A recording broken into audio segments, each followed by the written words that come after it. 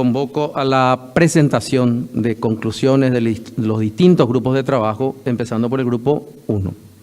Bueno, yo voy a tratar de hablar de los temas que discutimos en el grupo, ¿verdad?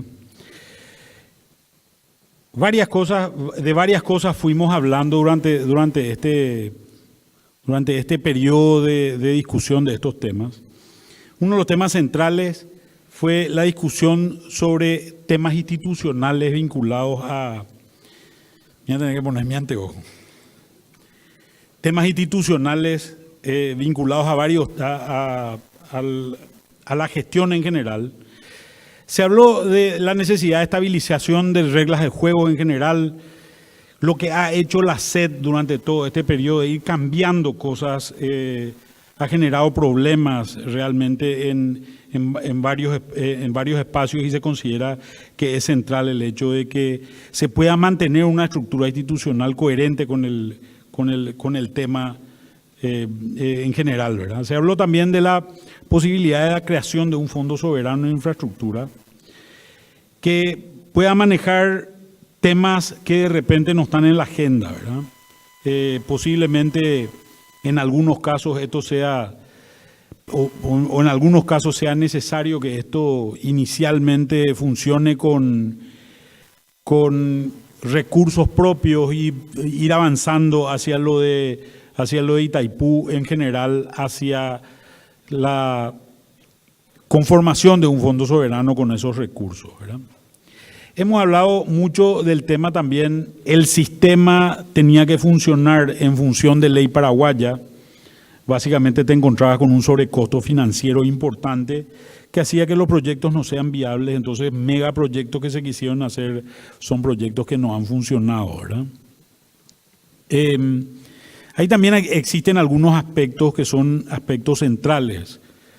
Paraguay, según datos que se están manejando, entre el 2025 y el 2032, dependiendo de cuál sea la fuente, debería quedarse sin energía disponible.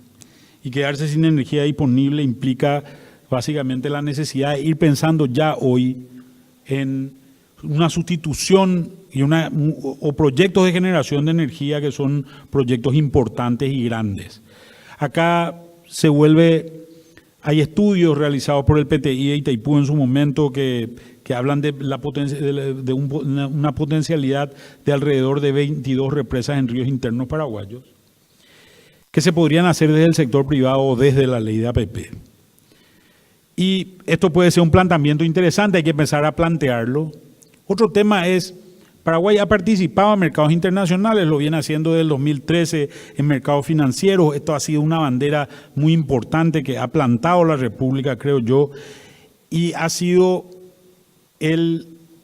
la fuente de atracción principal de inversión o de atracción de inversiones que ha tenido el país. Desde el momento que se conoce a Paraguay financieramente, también a Paraguay se le empieza a acercar gente a partir de ese momento. Entonces, pero creemos que esta atracción ha sido todavía muy, muy endeble, ¿verdad? La atracción de inversiones. Estamos hablando de unos 300 millones de dólares de inversión que todavía nos sitúa entre los países de menor atracción internacional entre los países que competimos por capitales.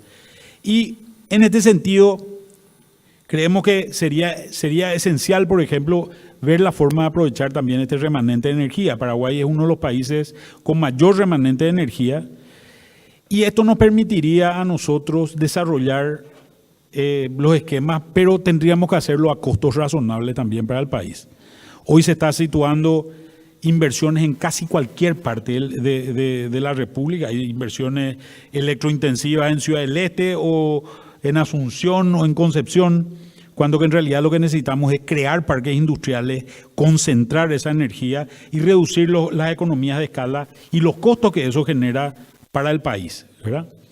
En este tema de financiamiento, el tema de transporte y el dragado de un río, el dragado del río, que es básicamente la columna vertebral de Paraguay. Nosotros tenemos una reducción de costos significativa en el momento que llegamos al agua. Pero también en el momento que llegamos al agua tenemos que garantizar que la infraestructura convierta esa vía fluvial en una vía navegable todo el tiempo, ¿verdad? Pero esto implica una política más allá de la frontera también, no solamente una política interna dentro de la frontera. Tenemos que tener políticas más allá de la frontera, abriendo mercados. Tenemos que tener políticas en la frontera, garantizando los pasos de frontera. Y tenemos que tener políticas internas que nos permitan, de alguna manera, generar esa oferta que el mundo podría demandar.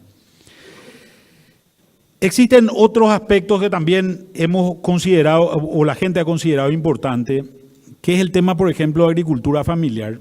Hoy tenemos a un sector bastante amplio de la población, alrededor de unas 300.000 familias que siguen viviendo en el campo, y a los cuales le estamos dando lo más difícil para hacer. Hacer soja, en el fondo, es mucho más simple que hacer una producción frutihortícola, ¿verdad? Sin embargo, se le está asistiendo con poco y nada de tecnología, con poco y nada de recursos, con poco y nada de extensión a esa gente. Incluso muchas veces se piensa que en un país eminentemente agrícola no cambiaría gran cosa si no existiese el Ministerio de Agricultura y se generarían muchos recursos a partir de eso, ¿verdad? El Ministerio de Agricultura se ha vuelto un organismo en realidad prebendario del Estado, ¿verdad? Y hay una necesidad urgente de transformar esa situación en plazo breve, ¿verdad? Estos campesinos, su situación es compleja, no están integrados al mercado de trabajo, hace falta inversión, se ha invertido mucho en política y poco en desarrollo. Se han planteado las necesidades de incluir a esta gente a través de economías solidarias y la necesidad también de titulaciones masivas. Hoy el principal recurso del Estado paraguayo, que es la tierra, está en manos de nadie, ¿verdad? Está en manos de nadie y no se ha generado un proyecto de titulaciones masivas de las 250.000 o 300.000 propiedades que hoy están con problemas serios. Se habría hablado también de la vivienda. Paraguay tiene alrededor de 51.000 viviendas potenciales que se podrían generar en gente de ingresos superiores a 6 millones de guaraníes.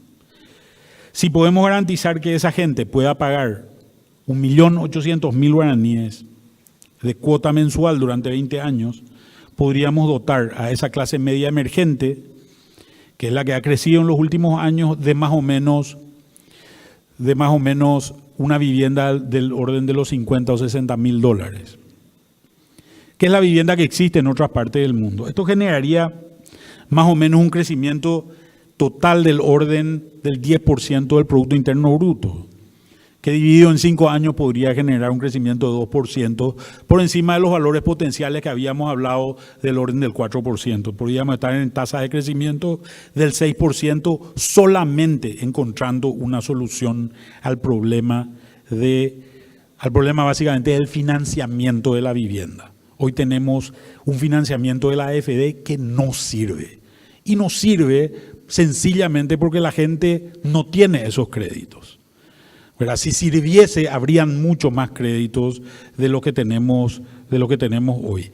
Investigar las razones, las condiciones que van desde la posibilidad de transferir garantías a través de endosos de hipoteca o transferencia de hipoteca en secundario, hasta las necesidades de decir cómo hacemos para que la gente pueda pagar un fee inicial que le pueda garantizar una propiedad en el momento que le entreguen la llave y eso le sirva al desarrollador también para financiar la construcción total. Creemos que hay muchas soluciones, pero el tema de vivienda puede generar una transformación importante. Solo a modo de conocimiento, del 18% de la inversión que tiene Paraguay, hoy 3% del Estado y alrededor de 10% de vivienda que está haciendo la gente, ¿verdad? Con sus propios recursos permanente. Por tanto, si podemos generar un crecimiento de 2 o 3%, vamos a generar un crecimiento estable de mediano y largo plazo. El otro tema importante también es el tema de las MIPYMES.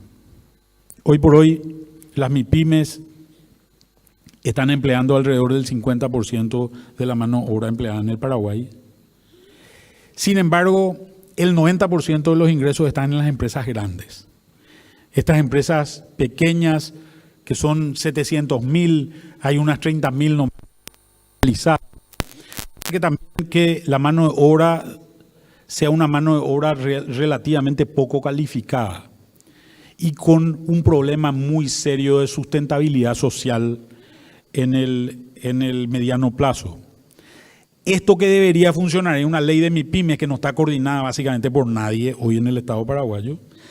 Esta ley de MIPYMES debería tener la capacidad de poder atraer gente que ingresa al mercado de trabajo, pero también tendría que tener la capacidad de desaparecer por una de dos razones, o porque se convirtió en una empresa grande y es capaz de generar, aportar innovación, tecnología, ir creciendo y mayor calidad de empleo, o porque también fue capaz de desaparecer, ¿verdad? Y volver a generar otro tipo de recursos en el futuro hacia adelante. Finalmente, dos temas que se plantearon, que creo que son temas para pensarlos y discutirlos. Paraguay está expuesto a shocks externos, y estos shocks externos son importantes, más o menos importantes en un momento determinado. El shock externo principal que tiene nuestra economía hoy es el sol o la lluvia. Y estamos expuestos a ese sol y a esa lluvia y no tenemos mecanismos para contrarrestar eso. En un momento dado se habían planteado créditos contingentes que eran como seguros estatales que se podían tener. Sin embargo, esto nunca ha sido implementado. Los organismos multilaterales como Banco Mundial, BID o CAF habían contribuido con este tipo de cosas en un momento dado, pero sin llegarse a un nivel de implementación importante. Finalmente, es momento de repensar, revisar y pensar seriamente en el sistema de protección, de protección social que existe a través del gasto social que está haciendo el Estado. No es suficiente posiblemente crecer solamente en Tecoporá con los mismos montos que manejábamos hace 10 años cuando se inició el programa. Es importante tener una batería coherente de propuestas sociales que nos permitan seguir sacando gente de la pobreza, que creo que ha sido una cuestión importante, pero también sostener a la gente fuera de la pobreza. Y estas son dos herramientas totalmente distintas, ¿verdad? Las que permiten sostener fuera es generación de empleo o capacidad de empleabilidad que se pueda dar en un momento dado, mientras que las otras son mucho más básicas para poder sostener a esas poblaciones muy vulnerables y poder sacarlas de la pobreza, básicamente. La verdad es que en nuestro grupo había mucha gente.